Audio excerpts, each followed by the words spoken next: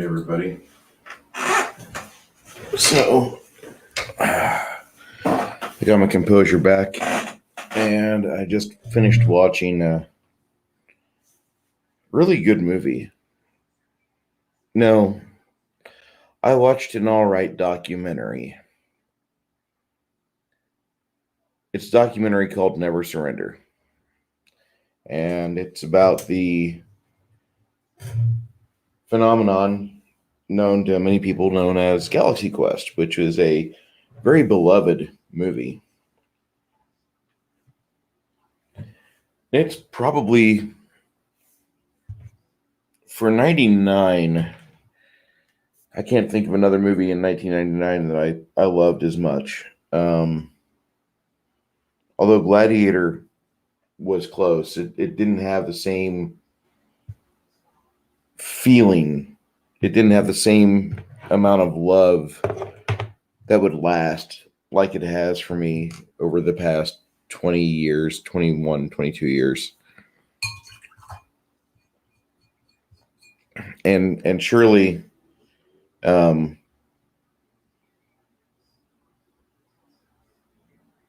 it's one of those few movies. Galaxy Quest is one of those real rare films that you can get a bunch of people that will identify completely different from one another, but they could sit down and really enjoy just watching that movie. They might even stop fighting and bickering for a few minutes. Galaxy Quest can do that. Well, Bruce, what is Galaxy Quest? Well, it was a really cool movie that took a good hard look at why was Star Trek so popular 30 years after its cancellation. A lot of people don't get that. A lot of people just don't understand how can you grab onto something for so long and continue to believe it will provide you quality entertainment. Really, as a viewer, you don't. You're just kind of sitting in the seat wondering how this ride's going to end. And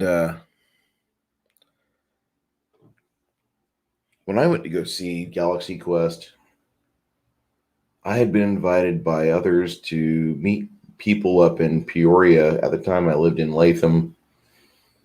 And me and my girlfriend, we went up there and we saw this movie. And we had a blast because Peoria had a really nice set of theaters at the time. Still does. Peoria has probably, south of Chicago, probably the nicest theaters, and I have not been there in 10 years, okay, but the only competition that it really had was this little chain. GKC had put some theaters in Pana, Illinois, and you had to drive far. If you weren't from Pana, there's no reason to live near Pana. But that's quite a trip. That was like an hour plus south of where we lived. It was easier to spend an hour going north into Peoria because there was more to do up there.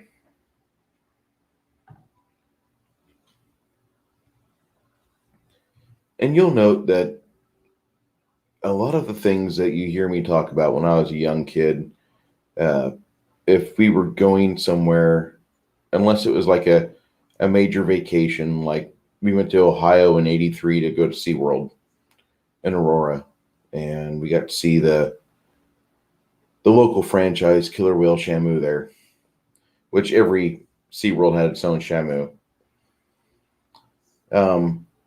We went to go to SeaWorld, and probably the worst thing about that, and I realized how much of a spoiled dick I am. Hey, Stone Cold Jeremy. I realized how much of a dick I am because while we're there at the riverside at SeaWorld watching this really talented group of acrobats do their water skiing thing. I'm looking across the river at all the roller coasters at Kings Island. I'm just going, damn it. Why couldn't we be there? I don't mind watching water skiers. They had some pretty girls, but um, I really wanted to ride roller coasters or be in a position to where I could option to be on a roller coaster. Stone Cold Jeremy, I was drinking and I watched Galaxy Quest. Hey, Wookiee Supremacy. So, Amazon, a couple years back, put together a documentary for Galaxy Quest called Never Surrender. And I just watched it. And I'm going to give it a negative review. Most time, anything Galaxy Quest gets an automatic pass. Most time it does. I mean, everybody loves Galaxy Quest. It's a very good movie. It does everything right. It didn't separate the fans. It didn't try to divide people. It just throws you into the middle of a convention and you get to meet all the main cast and you meet Alan Rickman, who obviously does not like having to wear the makeup, not for his alien character. And he's your Dr. Spock or your Mr. Spock for Tim Allen's Captain Kirk. And it's a fun movie. It goes very analytically about what kind of happened behind the scenes because Nimoy never really had the level of success that Shatner did, although Shatner did live out of his vehicle for a while. I found that out last night and then confirmed it today looking up on the web. But Nimoy had always leveled off at this lower tier, whereas Shatner was always asked to do narration or to do something. He was busy, and then he had a string of marriages, so he probably lived a pretty happy life. And he's in his 90s now. Fucker got to go up in space. All right. And Mr. Spock, played by Leonard Nimoy, we never heard much about Nimoy. And the thing is that he had kids, he had a good wife, he had family, and God bless his soul, the man's been dead since sadly 2015, and that just fucking breaks my heart. But you have Spock and him kind of. Captain Kirk's up here, Spock's down here, William Shatner's getting more accreditations, more stuff. And the movie mirrors that. It shows Tim Allen living in the Hollywood Hills. He's kind of a drunk. He's probably pretty lonely. But he goes to sleep watching his old glory films. He didn't want to be a one-bit actor in real life.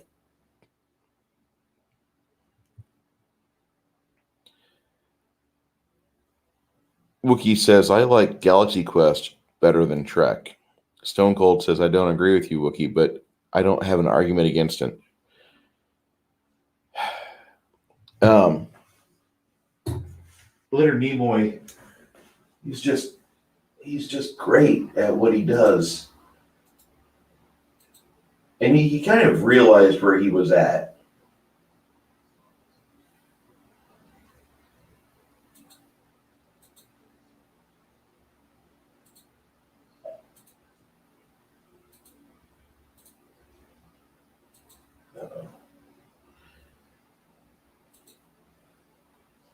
The Bruno Mars song, Lazy Song from the Doo-Wops and Hooligans.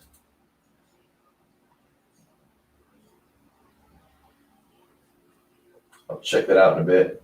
And that's Leonard Nimoy there laying in bed, it looks like. I think the coolest thing Nimoy did in his latter years was the Mercedes-Benz commercial where he's singing the Bilbo Baggins song. I'll check this out after this. I'm not going to talk that long about Galaxy Quest and Never Surrender.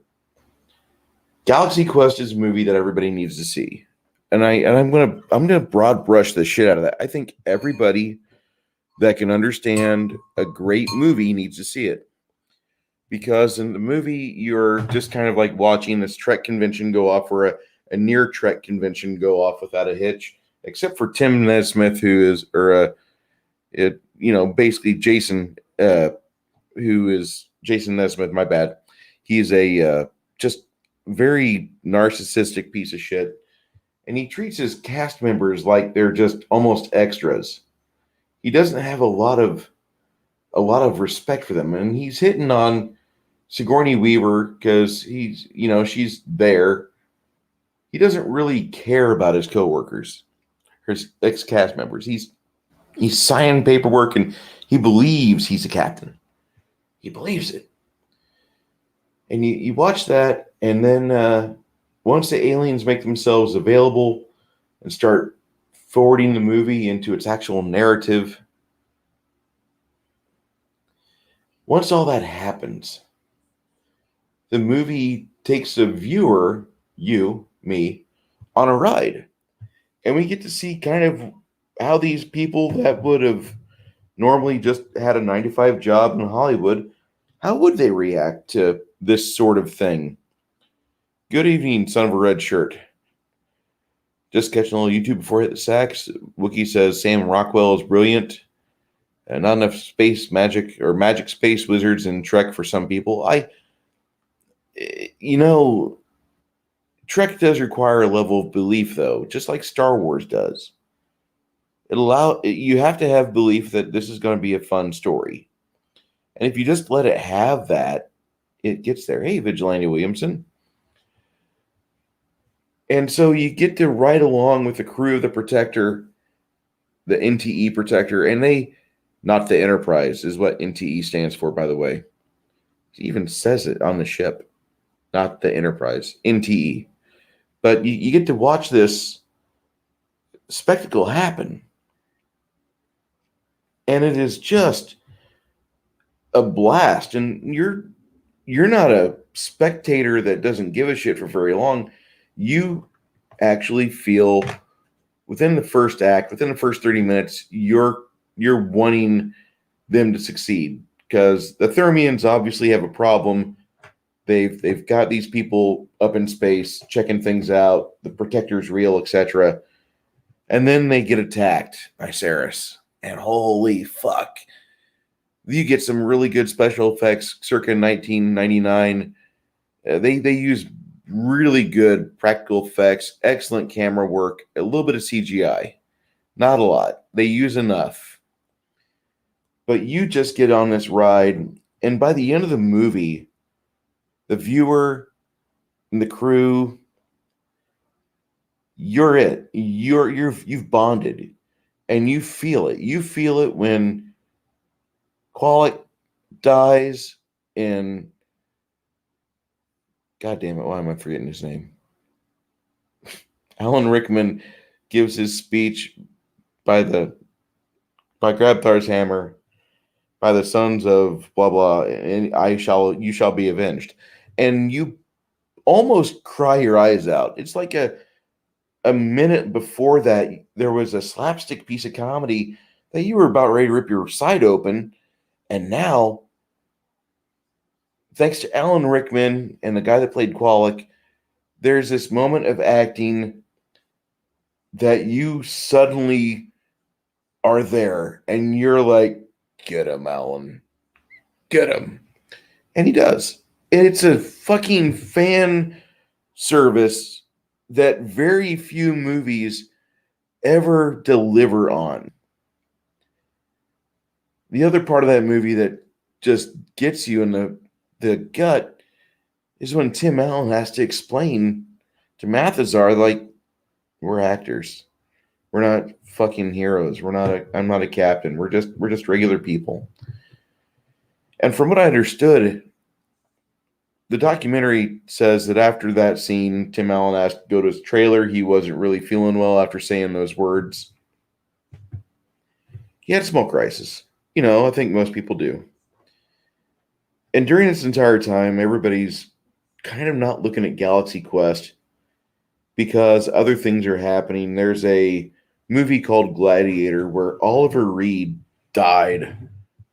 They found him dead, or not found him dead, but he kind of fucked up. Alan Reed or Oliver Reed was a great actor. He died at 61, and supposedly while they were in Malta, a ship pulls into port, and Oliver Reed's like, "Well, fuck it, I don't get to drink with sailors all the time." And he has an arm wrestling contest, outdrinks like 5 or 6 of the crew. Then he falls down complaining of his chest pains. And so they rush him off to the ambulance, and he doesn't make it to the hospital, or he does make it, but he doesn't make it overnight. He died. And so everybody, the studio is now looking at Gladiator because you just had one of your supporting cast die. Fuck. So this movie slid under the radar for the longest time, and I think it was in editing. They didn't even really hide it. There's a scene where Sigourney Weaver says, "Fuck that," but when you watch the movie, they've ADR'd it to screw that, and she clearly says, "Fuck that." But that was because I guess the Rugrats had come out right before this and made a ton of money. Didn't change the animation style at all, but they have this moment where they're like, we need to make this almost a PG or G movie. This needs to be a kids movie. It came out right around Christmas. I remember that because it was frigid fucking cold when I went to the theater with a girlfriend. We drove up for an hour through Illinois snow to see our friends in Peoria. And we get there and we had a good time. So this documentary, Never Surrender, if they would just focus on the cast and just talk to the cast and maybe show a couple of Alamo Drafthouse screenings when the cast and crew get there to meet and greet and they see the people that are in cosplay, what a level of irony this is. And they're watching this movie together and everybody's having a blast, remembering how great it was to live in 1999. And you have this great movie. If they would have just focused on that and talked with the cast about why was Galaxy Quest made, what made it special, what was the things that tied it all together, and why did people identify with it so hard? Because as much as you and I think, want to be Justin Long and say, "Oh my God, I knew it, it's real," the real fans in that movie are the Thermians. The Thermians are the one that they bet the house that they could survive if they grabbed Jason Nesmith and the crew of the Protector to save them. And that, to me, is just such a delicious triple layer cake of irony. And it goes down so well. The movie works on so many good levels. The documentary could have too. But holy fuck, the documentary starts talking to Damon Lindelof and Will Wheaton and Brent Spiner.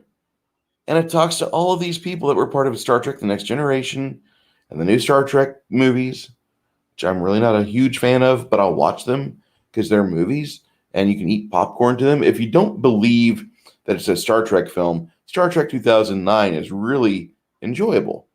But if you look at it as this is a Trek film, you leave the theater like Bruce did in 2009 going, what the fuck did I just see? Did Vulcan really get exploded?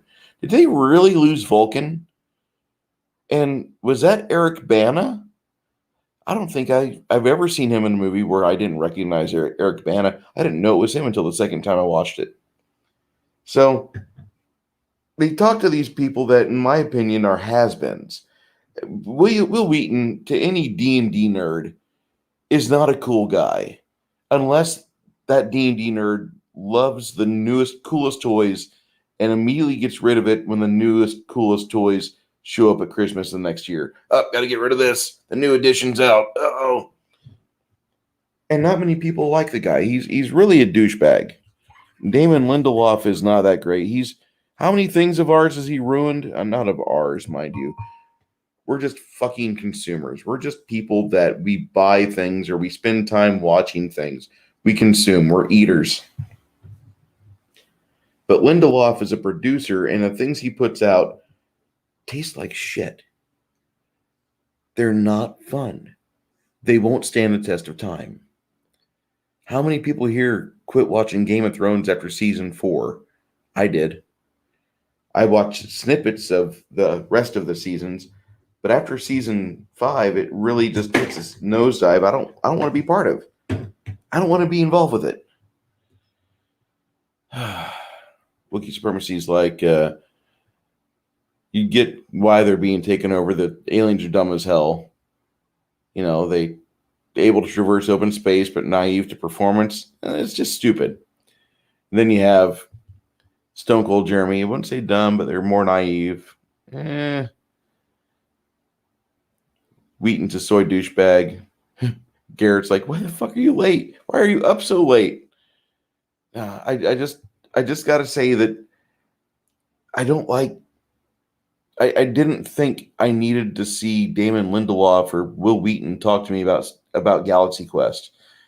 They were part of the Star Trek phenom, and Will Wheaton can coast on that the rest of his life as being the guy that was a target of "Shut up, Wesley," and that's what his claim to fame will be. He will have ruined 3 seasons of Star Trek. Congrats, you little shit.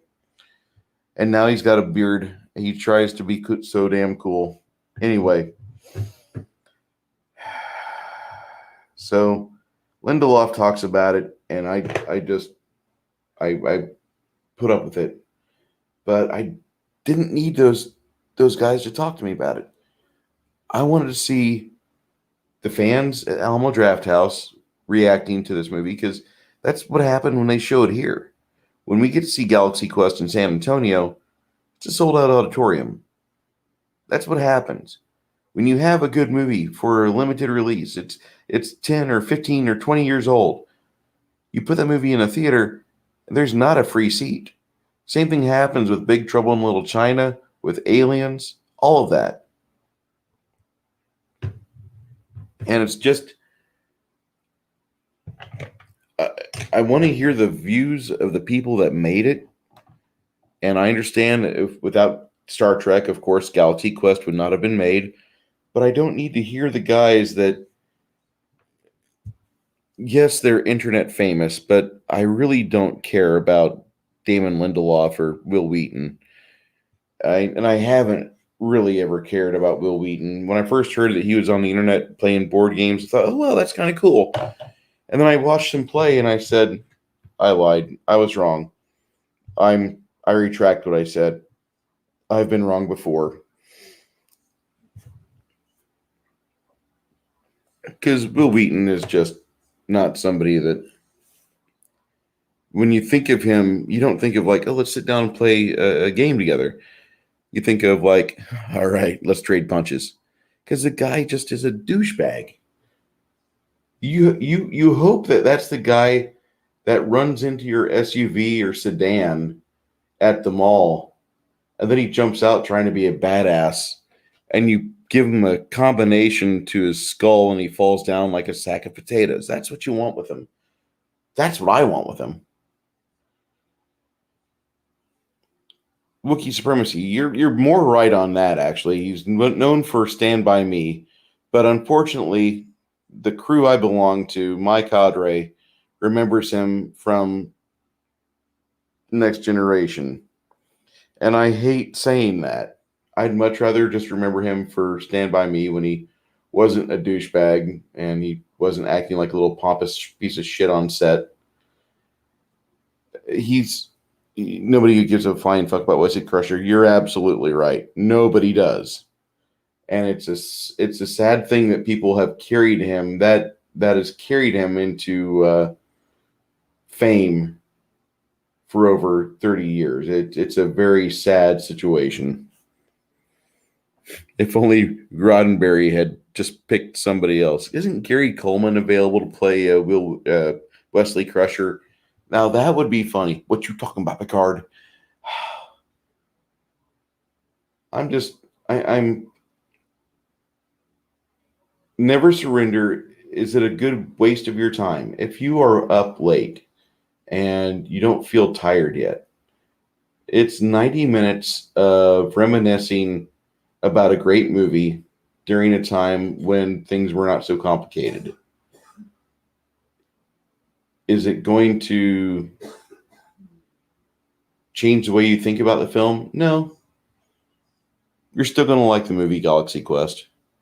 You're still going to enjoy it. You're still going to cheer. You're still going to think that Justin Long should have stayed a 20-year-old kid for that film, because as he grew up, he did not. He did not improve.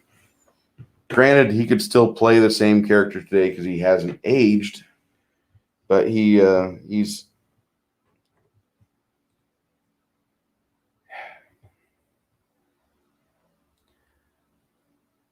I want to see what happens. Amazon, they even mentioned in it that Amazon was in talks to do a Galaxy Quest series or sequel. And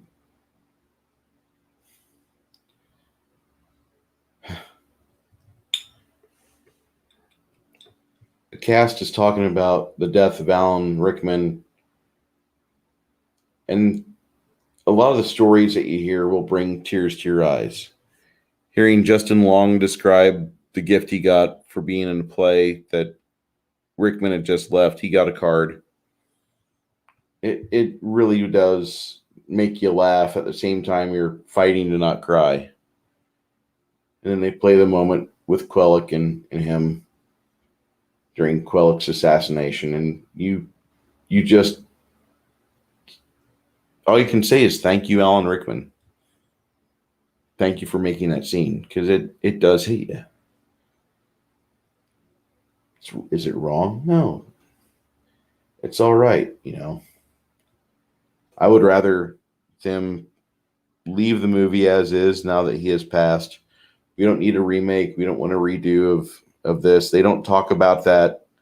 They don't talk about remaking the film, thank God, or rebooting it. The iron is no longer hot. We can let this one slide. Parrothead, have a great night, man. Justin Long was great in Jeepers Creepers. I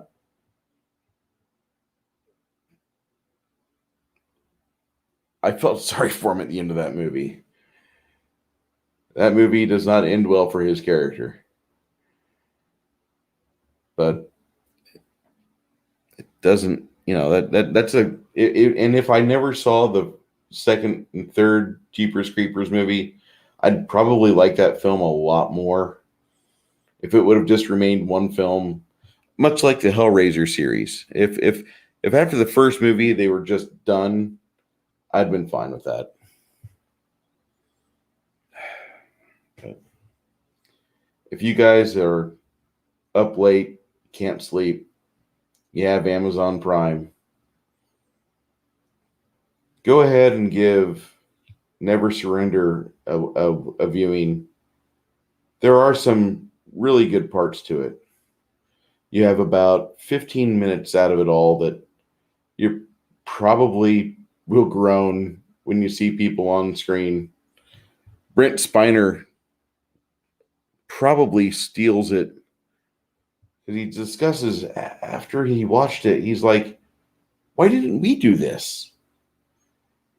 And you think about that for a second, and that would have been great, but no, it had to be someone else. As much as we'd like to see that, I'm pretty certain Shatner would have wiggled his way into that too. Baron G Rock, I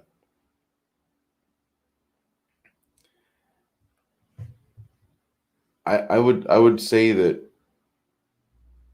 I don't want to drink that much more. Brent Spiner's best performance was on Night Court. Yeah, when he played the guy that he couldn't believe it happened to us. Yeah, that him and his wife won the Publishers Clearinghouse. That was a role that got him fame. I know that sounds crazy, but he played this farmer hick. Him and his wife made 2 appearances on Night Court. It was just fun to watch. That's a show that recently has taken some serious hits, because Harry Anderson died, what was it, 2017? That was just unexpected. He just, out of nowhere, yeah, it was funny as fuck. But Night Court knew comedy. Night Court was probably my favorite show of the 80s. Although I would say the old show Voyagers sent me off to the library more often than not. They even told you at the end of the show, if you find the events in this show entertaining, go to your local library and read about these characters. Bob Wheeler. Marquee Post was a smoke show. She still looked good in 1998 during There's Something About Mary. She was still in my... That actually, I think she's hotter in the first 7 minutes of that than she ever was on other shows. But I have a thing for older women, so go figure. But no, Marquee Post is just fucking hot. And she looked good on Buck Rogers. She looked good anywhere. I mean, the lady was a class act, and we just lost her like 3 months ago. Her and Mac Robinson, the guy that played the bailiff. No, not the bailiff. That was Richard Mole. I think it was Mac. Charles Robinson. My bad. Yeah, he was...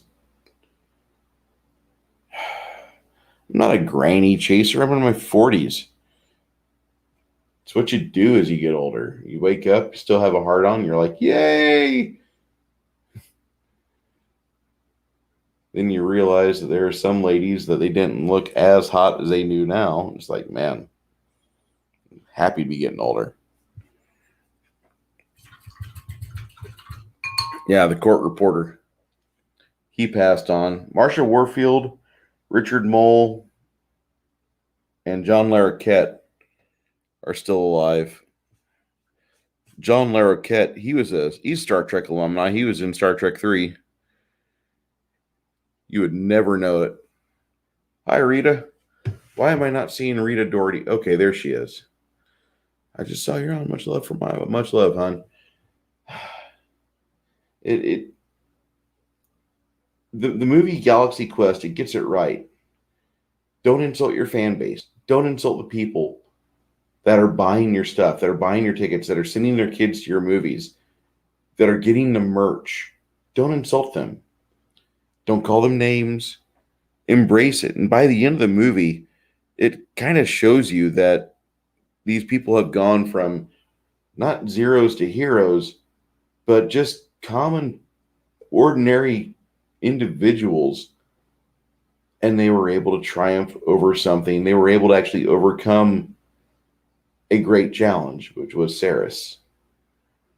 You don't see that. You don't see a movie with such wonderfully simple narratives. Nowadays, if they did it, they'd have to have like everybody be a POC, transgender, fucking wheelchair operator. It's disgusting. All my friends say I should get with women my own age, but women my own age look like my own age. Wookie, there are some smoke shows that are in their 40s and 50s, okay? Absolutely beautiful women. Don't sell yourself short and think, oh, I got to go down to the 20s and 30-year-olds. Don't do that. Because the first time you start to have a discussion with them, it might be fine, but when it turns into an argument based on ideology, you're really going to slam your head into a brick wall. And that's not fun. I don't wish that on anybody.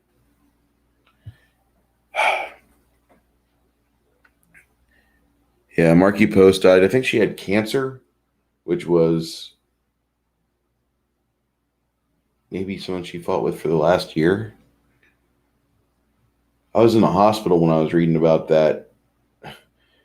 At the time, I'm reading about her and Charles Robinson and going, great. All my heroes are dying. Wookiee Supremacy says, there are some that hold it better than others, but none of them look as good. Stone Cold Jeremy's like, what? You're here too? Says Rita Doherty. Yeah. Yeah, I know. I'm asking for too much for you to talk to them. Yeah, she hadn't had cancer that long, maybe for 2 full years. I'd heard it was 2 years, but if they're saying only 10 months, that was heartbreaking. I don't remember her on Fall Guy as much. I remember Heather Thomas being on Fall Guy.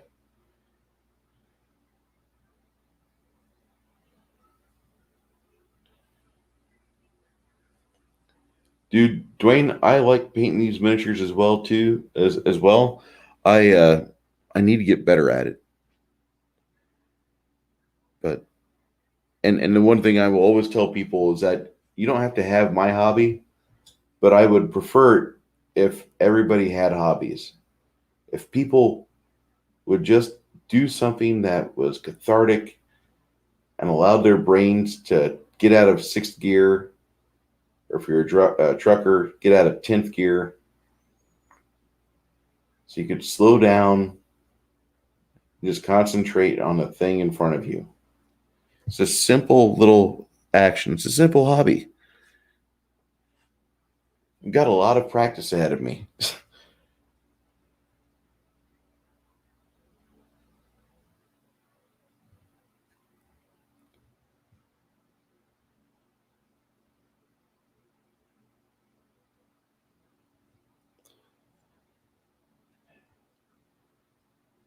There was a movie with the Fall Guys, Lee Majors,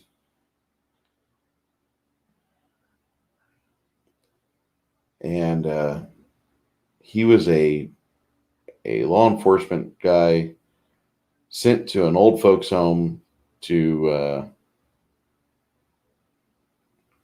I've got to look at this up. I'm gonna look this up real quick. Hold on. Stone Cold Jeremy says tabletop gaming, hell yeah. Dude, I've been tabletop gaming all my life.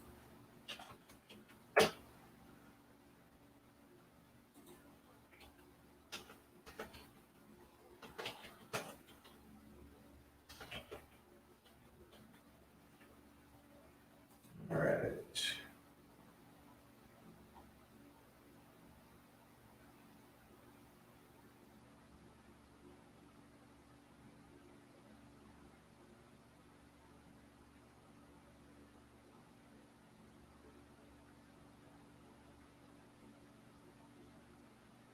I'm looking up a movie right now. Give me a moment.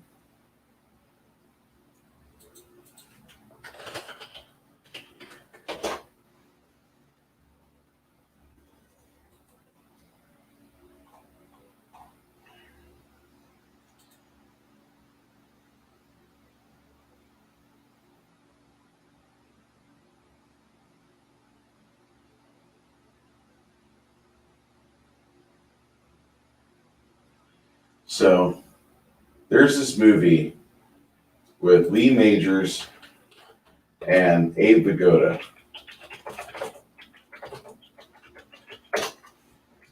Lee Majors. It's called Keaton's Cop. And if you ever want to see a really bad movie, watch Keaton's Cop, because you'll see things that's in the film. You'll notice it. The director of photography was told he could not film the movie below Lee Majors' chest. They want to make sure that you don't look at the fact that Lee Majors is a heavy man now. You can't have that. You can't have the fact that Lee Majors is a bigger guy. He had that in his contract if he was going to act in this movie.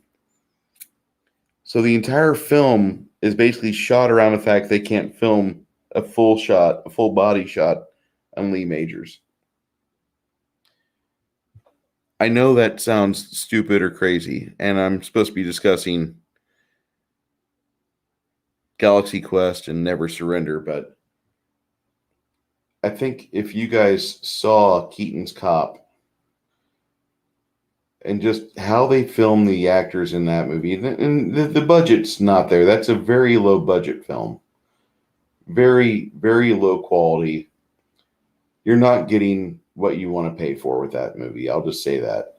You have that film discuss a couple of things, but it's mainly just a comedy, crime drama-ish film. It fails on about every level there is. Then you watch a movie like Galaxy Quest, which is a comedy film with action scenes.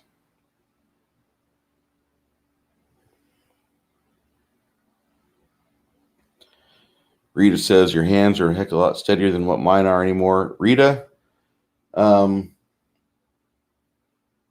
don't know what hobbies or what interests you have, but I know Iowa is a state filled with many small towns. And there's a lot of antique shops up and down that state. If you can get into good graces of somebody and have them show you just some of the crafting is kind of like art. It's something that anybody can do. You get into it, and after a while, your hands will become steadier. It just takes time and effort. That's all it really does. Wookie says that's why Gil Gerard was a better actor. Gil Gerard was an amazing actor. He's still with us today, thank God. I worry about that. I wake up every morning and I'm like, which one of my heroes died last night?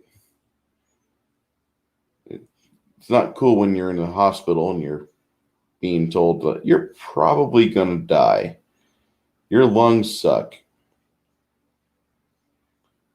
And that still is with me today. You know, I mean, Parrothead just went through that. Some of you guys have been through that, where you know we've all fought COVID. We've all had to deal with this thing inside us.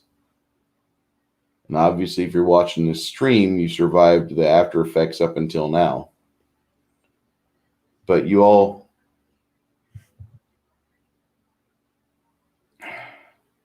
something you can do to prolong your life is getting a hobby. And I know that sounds crazy, but hobbies will give you a focus when your brain needs time to relax. Wookie, what did you finish? You've been working on it for a month, you say. What was it? And why did I just stutter? I'm adding a layer of brown to this first. The Tuck and Roll show is getting the spiritual guidance it needs. Wait, Tuck and Roll's on? I didn't realize Tuck and Roll was on. If I would have known that, I probably would have even started. I would have just gone over there and watched puppets. But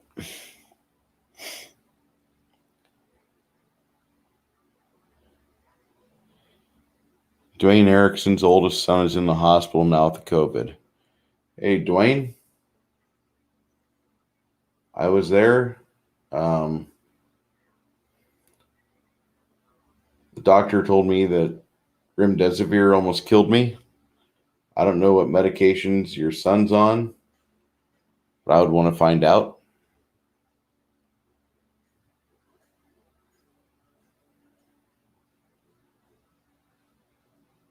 They put me on a special, and I don't know if this is widely used, but they put me on a special blend of chemical enhancers for my kidneys, because if I didn't have that, I would have had probably a seizure, or not a seizure. I would have had absolute kidney failure. Because vancomycin and the amount of vancomycin that I had, they had me going through 4 IV bags daily. One would last me 6 hours. And vancomycin gets a hold of your kidneys, and it just takes him for a ride, and then you've got a useless organ in your body. It doesn't work the way it used to. But if your son's able to fight it, Dwayne, wish you the best. I want you to know that we're praying for you, for the guy to pass through this and get well. I say that, hold on. We've got these two apparatuses from the hospital. This is a acapella. You exhale through this. Hey, LDG. You exhale through that. It rattles your entire chest when you do it. It knocks a lot of things loose. We got this thing here. Some of you would recognize this if you have asthma, or if you've got asthma people in your family. The aspirator. When I first started doing this in the hospital, I was doing it 7 times a day, and I could only get up to 500. I could only get up to 1/8 of this thing. Now, I'm averaging on my first inhale all the way up to 2,000. My lungs are in shit shape. I did fracturing for 7 years. If you know about fracturing, you understand what silica sand is. It's not a death sentence, but it is. I mean, life is more of a death sentence than anything else. You just kind of pick how you're going to die. More than often than not, it's your own decisions that lead to your demise. But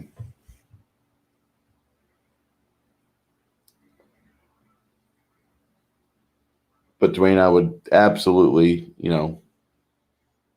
just be there for your kid if they're allowing any visitation. If not, Skype them or Discord,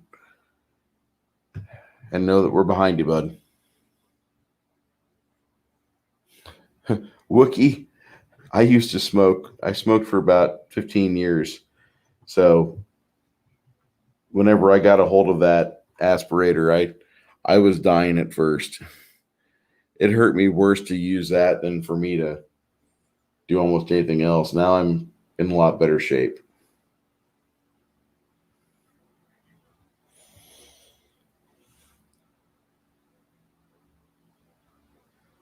All right, I've been talking here for 47 minutes. I don't expect you guys to, but I'm gonna open up the channel here. Anybody wants to get online with me? Dwayne, he's 34 years of age. I got diabetes. I think he stands a good chance of survival. One would think. I mean, I know perfectly healthy people that went in with worse cases of COVID than I did because their pneumonia was completely ignored until they were in a hospital. I was almost as bad as that, but I was able to beat it. But I also cheated. I went into it knowing that it was going to be a fight. I had a fever. I had cough, pneumonia. I was taking the wrong medicines, not the right medicines, not something that was bad for me like remdesivir, but I was taking things that weren't going to affect it. And that was scary, and I got admitted. But after we figured out what was going on, started attacking it the right way, and my body took to it. Well, I smoked for 15 years daily. I smoked since I was 12, yes, or 14 actually for me. But man, I didn't believe how much my lungs were in just bad shape. I knew I was in bad shape before this, but once I started trying to use an aspirator and my ability for me to push that little ball up the shaft, oh my God.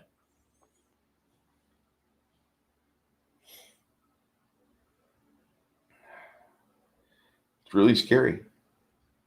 And the worst thing is that they keep coming out with new things every day. Oh, we think you want to do this. We think you want to do that. No, just quit giving us new dictums every day and let us try to fight this disease, right? Let's stop being obese. Let's start treating our bodies properly. Let's talk to kids about good health education, good food. Get people back in gymnasiums working out. Get rid of the mask mandates. Just the common sense items. You know, I'm a terrible person for asking for that. I get it.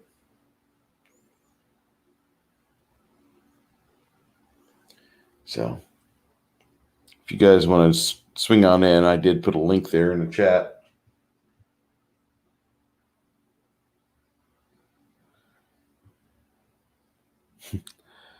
Hell, he'll beat this. He's an Erickson. We don't back down from anything. Hell yeah.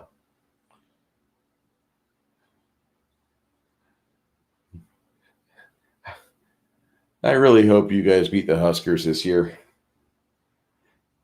You're not a Huskers fan, are you?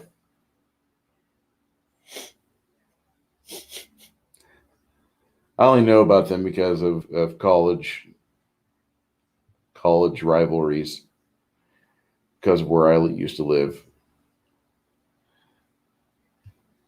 Rita, yeah, you wish you never started. That's 41 years of smoking. It's understandable. Messed up on her. Arrows in the Dark, 98. Hey, how you doing?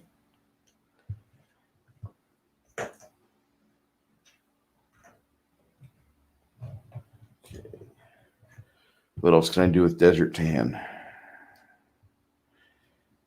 Go for the skin on this cat. No, will not do that. What do her feet look like?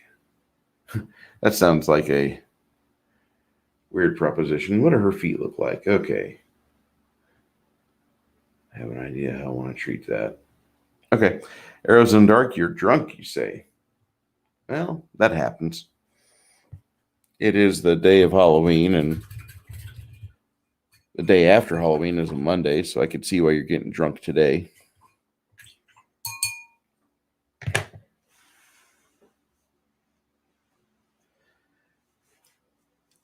So if you guys like, we're going to talk movie that is in theaters or just freshly out. Cop Shop with Frank Grillo and Gerard, really Bruce.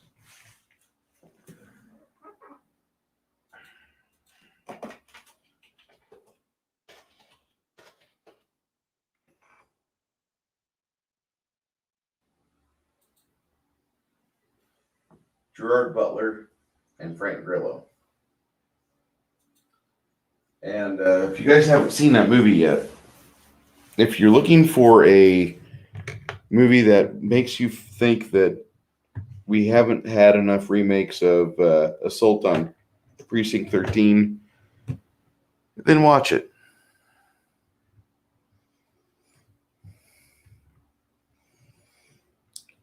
It's a good movie. Frank Grillo plays Frank Grillo. Gerard Butler is a it's just a gritty film.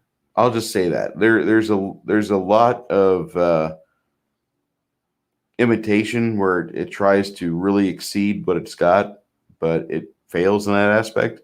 But if you're looking at it for you just need mindless entertainment or entertainment, it's worth it. Don't look at it as Shakespeare. You'll be fine. Wiki Supremacy says, that sounds great. I've lived my whole life not backing down, and when you do that, sometimes you lose. When you never back down, the odds of a loss rise exponentially. Learn to pick my battles. That's understandable, but the kid's not really being given a chance to have the COVID retreat peaceably from the body. He's got to fight it. And that's the not so fun part. Probably going to be quite okay, though. It's just going to like for me, it causes shortness of breath. That's the part about it. I'll be talking for a while, then all of a sudden, and you wonder where that came from. But I've heard from more people that the guys that are like myself that went overseas, maybe it was the anthrax shot they gave us back in the 90s. Maybe that's why we're having such bad reaction to it. Good thing is I still have my antibodies. Kids are usually okay, even if they have pre-existing conditions. Yeah. I heard something kind of funny earlier today. Some battles find you, and you just have to fight like LB. That's pretty much where your kid is at, and that's where I was at. I didn't really ask for COVID to become part of my life, but shit, it was there.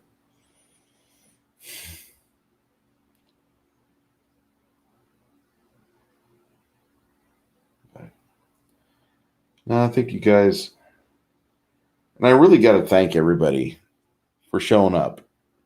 We have 8 people in the chat, and really do appreciate you all being available at 3 in the morning Central Standard Time. I wasn't expecting to have an audience. I was expecting maybe 2 people at most.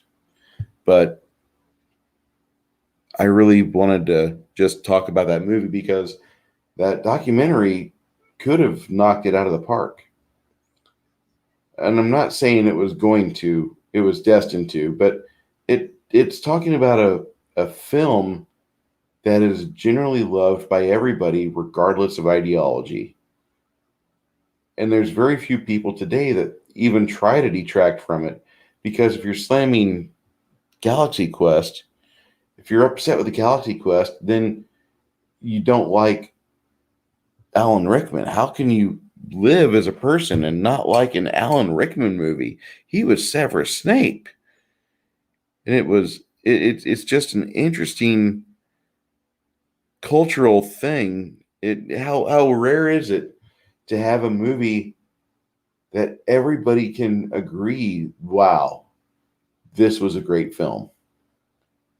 Because that's how I felt when I left the movie theater back in '99. I was like, that this movie got it.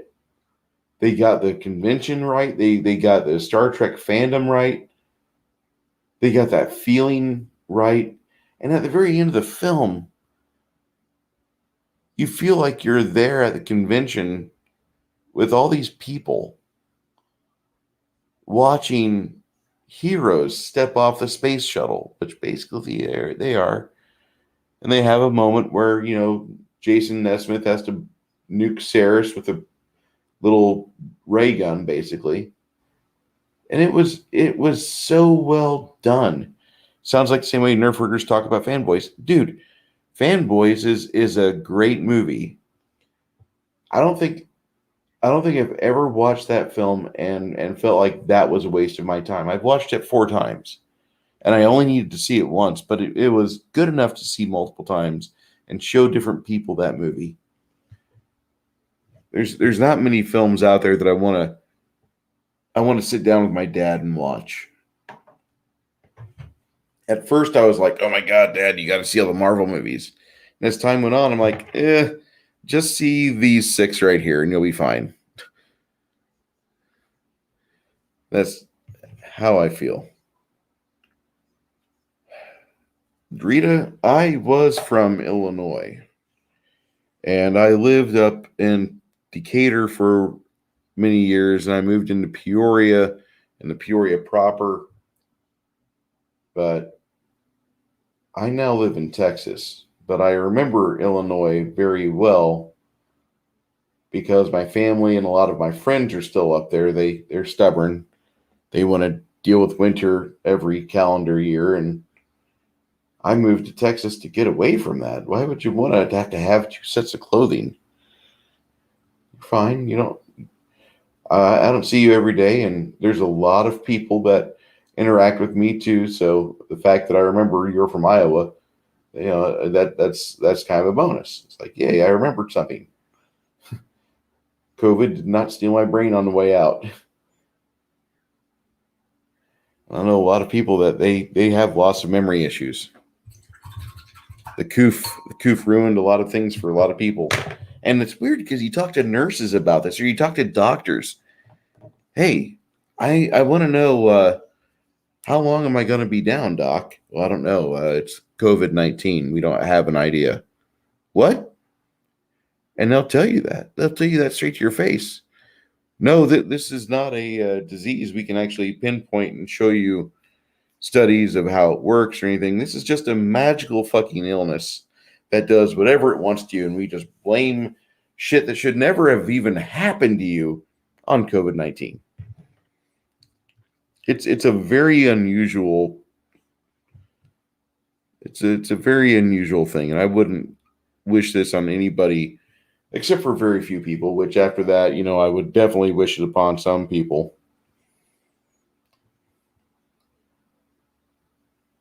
I will say that I am impressed that something made by the Chinese has lasted so long.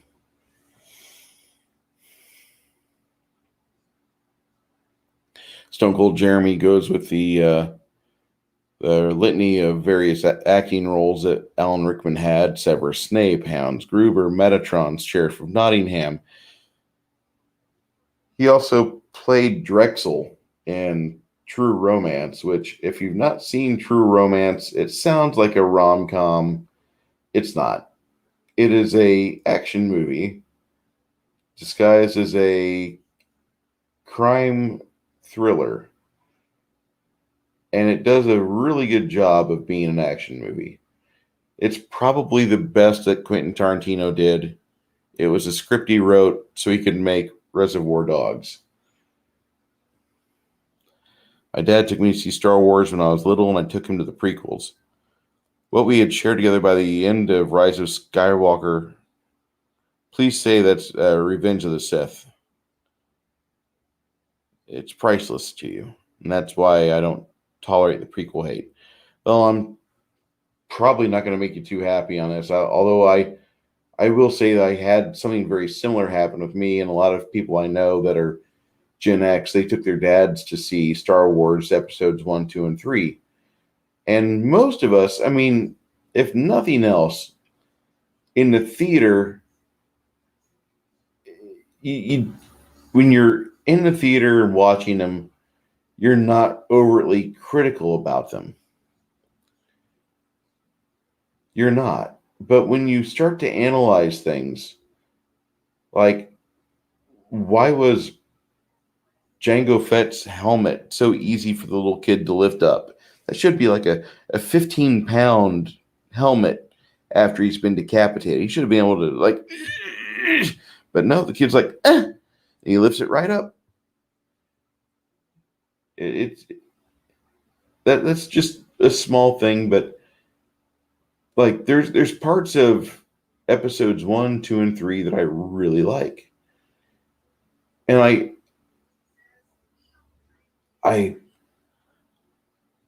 hate to say it. I Revenge of the Sith, all 3 of those films I could have gone without. I really wanted the Timothy Zahn books to be the new Star Wars movies of the late 90s, early 2000s. Screen Rant does that all the time. Well, Screen Rant, I believe they're the ones that made this documentary I just watched about Galaxy Quest.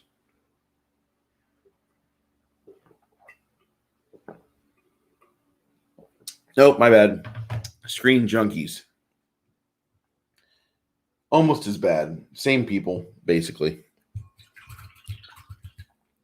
But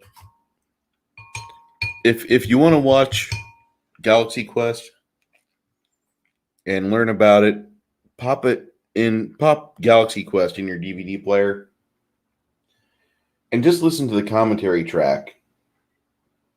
On the DVD I have, there's also a Thermian audio track where you get to hear Thermian language, and I don't recommend that. Your speakers will probably break. It does not go well.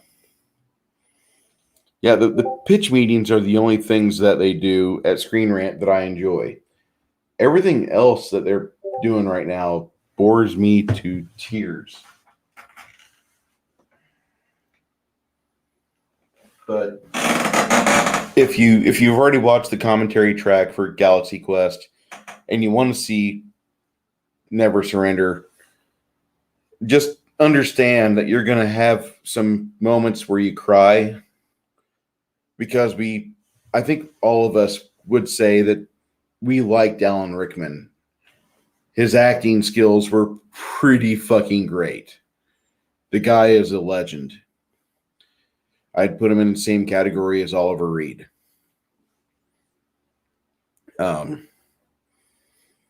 Saying that, there's also some moments of the documentary that people will start talking, and you didn't need to hear that. You didn't need to hear those things. You didn't need to hear those things from those people. And that's a broken record, I know, but it is what it is.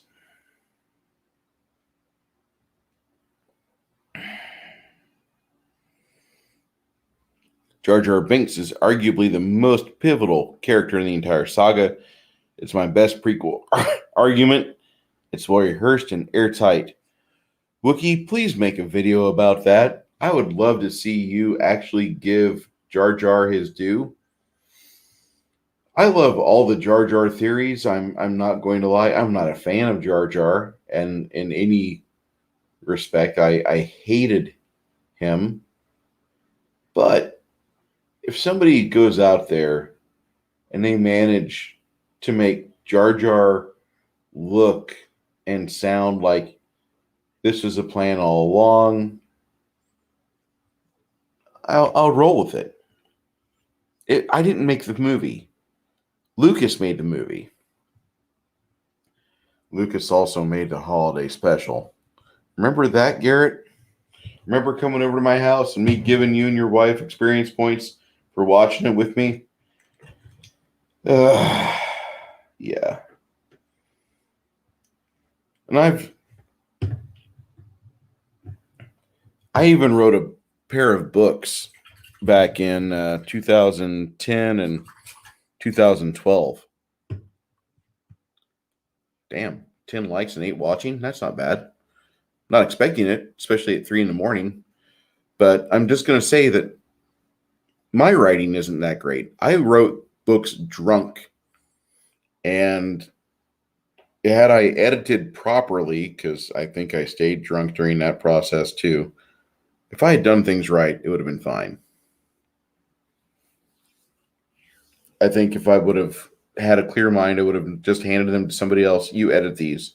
Here's money. But I didn't have money, so I couldn't do that. Wookiee Supremacy says the Darth Jar Jar theory is my favorite, but that's not my argument at all. Well, yeah, you can see the various instances in episode 1 where Jar Jar displays amazing physical acumen. He's able to do a kip up during the middle of the droid fight on the planet. He does a lot of things that make you think, when you think about them, he's really agile. Rita Doherty asks me what my all-time favorite movie is. All-time favorite movie, huh? 1986's Big Trouble in Little China. The movie that nobody saw in theaters, but everybody saw it once it hit VHS. And Wookiee says, better than what Disney came up with. Did I get my books published? I self-published them. I actually have a playlist on my channel where I read most of the first book, Elijah's Story, and I haven't finished that yet. I need to. I'm not going to beat around the bush. I read other people's books that are in the Fandom Menace, that are in our little cadre of alt-right entertainment moguls and gurus, and I realized just how poor of a job I did editing my books. Wookiee Supremacy says Jar Jar waves his hand around at really suspicious moments. Yes, he does. And if you see that, if you recognize that, afterwards you're going, what is Jar Jar doing? You've watched it like 10 times. Maybe you've got your kids with you or you're babysitting someone and you're watching Jar Jar move his hands around and he looks like a Jedi. Why is he doing that? And my theory is that they didn't know how they were going to film it. They just said, just have him do these things. We might edit it in post. We might do some ADR. They might have had a script at one point where Darth Jar Jar was the reason why everything was going to hell. Yeah, I said it, Wookiee Supremacy, alt-right. Yeah, I know. That's where my head's at on this, because a lot of people consider us alt-right for not liking the new Star Trek, for not enjoying Chibnall and freaking Jodie Whittaker as the new Doctor, and you have all these people that are just wanting to label. You don't like what I did or took a part of. You're a bigot, and then they want to throw around the N word at you, and it doesn't get better. It really does not get better. No, my favorite movie is watching David Lopan screw around with Jack Burton for 90 minutes. And Big Trouble in Little China is my absolute favorite movie of all time. And it's not been like that at all. Not the whole time. I've just in the last 5 years fallen in love with that movie. As I liked it as a kid, it was fun to watch, but the more I get older, the more I really see that movie as just a perfect film. Rita, I have Kai's book. I have not read it all the way through. The book I'm referencing that was really good, and it made me realize just how poorly I edited my own book, is Sunsworn by Steve Lee, known as Red Gaze. Sunsworn is swashbuckling science fiction done right. And I mean, when you read it, you feel like you're a kid again. You feel you could see it being a movie. And it's got that grandiose style to it where it lends itself to be so cinematic. And I'm looking at this and I'm excited because he's getting ready to put out part 2, The Edge of Annihilation. And that's the comic book to accompany or being as a sequel to the actual novel that he wrote. I'll say it right now. If you're looking for a book for a family member and you've bought them Star Wars books before, you don't have this book, get this book.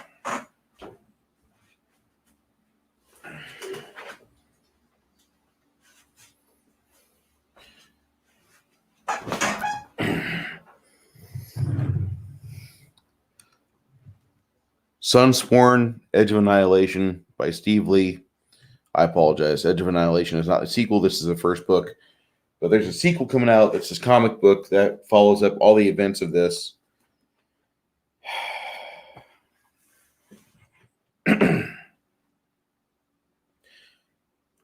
Tension had been brewing for months in the Kaltar solar system. The Astral Union was growing concerned by the boldness of the Gorloni Syndicate. The pirate outfit was growing too large to ignore. Their expanding sphere of influence was now a minor threat to the Union itself. Planet Kaltar was a leading explorer of coal gel, a fluid used to stabilize the ignition gas in Flay's weapons. Hoping to end hostilities, the Union dispatched an emissary to defuse the situation. Yeah, Wings of Vengeance is part 2 to that Wookiee. That's what I was searching for. It's late, and my brain is thinking about paints and such. But I'll get with Steve Lee and ask him if I could do a reading of his book on my channel after I get done with Elijah's story, because I could do a review of it, but the review would be an hour of me just going, buy this book, buy this book, buy this book, buy this book, buy this book. And I mean, I've got 2 books of my own out on the market, and I'm telling you guys to buy this other dude's book, but it's a really good book. It starts off, the first paragraph makes you feel like you're watching Dune again. And I like Dune. Some people don't. Some people hate the David Lynch version with a considerable amount of vim and vigor. I don't. I think the David Lynch movie is perfectly acceptable as science fiction from the 80s. They saw Star Wars. They wanted to make Star Wars. That was what they got.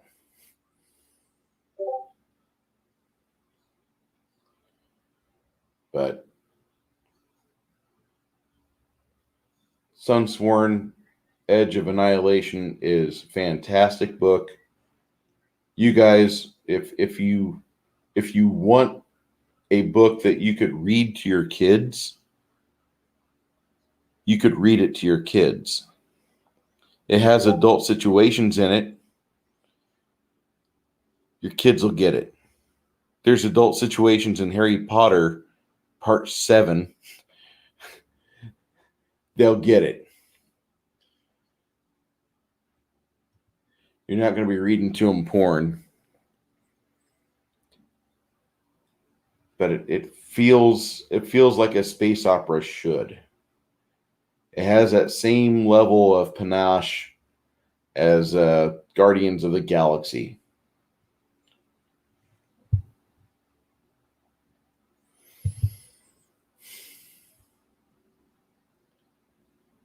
I should say the Guardians of the Galaxy movie from 2014. Hold on. Wookiee just sent me a photo.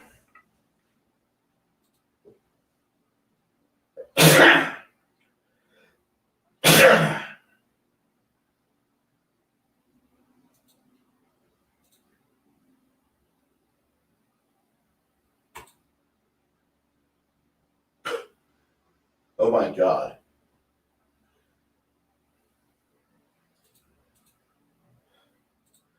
Wookiee, can I share this with everybody?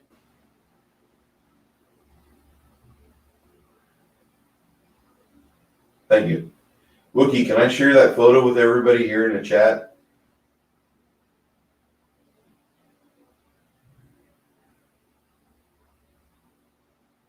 Let me know.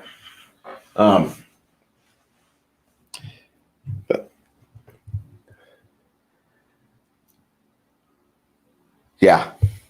Awesome. Thank you.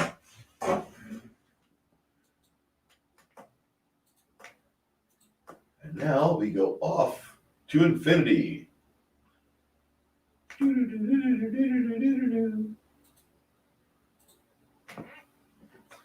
If you guys are fans of Snow Dove music and entertainment and you like the Tuck and Roll show, this character is going to bring peace to the universe. He's going to be popping up on a brand new puppet show. Wookiee Supremacy, that is a Chupacabra. That is an amazing looking craft piece you have there. I cannot wait to see him on video.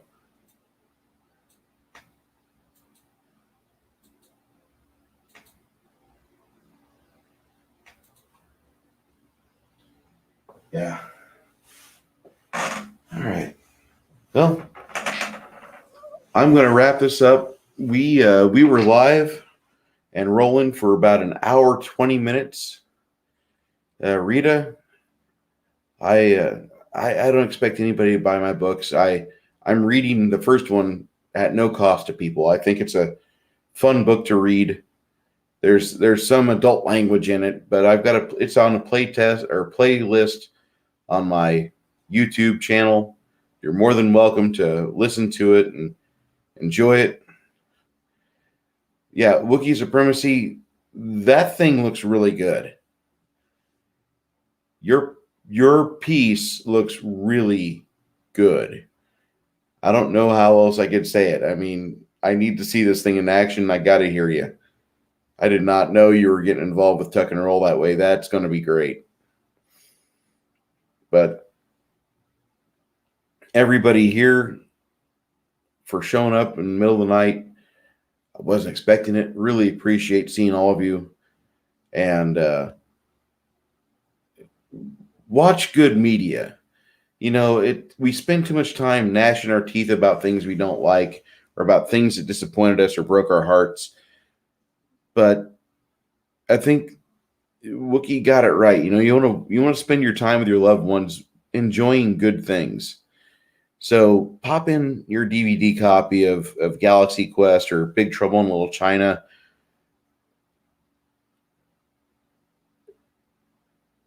Do that. If you're going to spend time watching the boob tube, watch good stuff. Or better yet, if you've got the opportunity to go outside and take family with you and go hunting or fishing and just be part of nature. I'm not a big camper. Don't misunderstand me. But go hiking. Go do some nature photography. Go play with your kids in a park. We don't have many great days left. Winter's damn near upon you if you're in the Midwest. If you're in Chicago, you've already seen snow twice this week. We don't know how much time each of us has. So if you've got the opportunity to spend real quality time with somebody, let them know that you want to spend good quality time with them. Dwayne, we're going to keep your son in our prayers. We're going to hope that God wraps his healing arms around him and bestows in your son's body the strength he needs to not only overcome this miserable fucking foreign disease or virus, but your son will also have the ability to grow from it. And if the opportunity comes to where people around him need antigens or antibodies, they're able to use what he's got to make someone else better. We don't have much time on this planet in all actuality. We might have 10 years, 20 years, 40 years. Not really a long time in the grand scheme of things. So spend your time doing the things that you love to do with the people you love. And next time I'm on, maybe I'll see you. I hope you guys have yourself a great night. And happy Halloween if I don't discuss things with you on Sunday. Be well. Dwayne says, we had a great friend that got a great buck yesterday. Great 10-point. Rita says, thank you so much, Bruce. You're such a beautiful man. Thank you, hon. Dwayne, got it. Glad I got in here. Be blessed and safe and free. In Jesus' name, amen, says Rita. Everyone be well and be on the lookout for Wookiee Supremacy's debut on the Tuck and Roll Show. This is Bruce Lombardo, America's Dungeon Master, signing off. Thank you so much, everyone.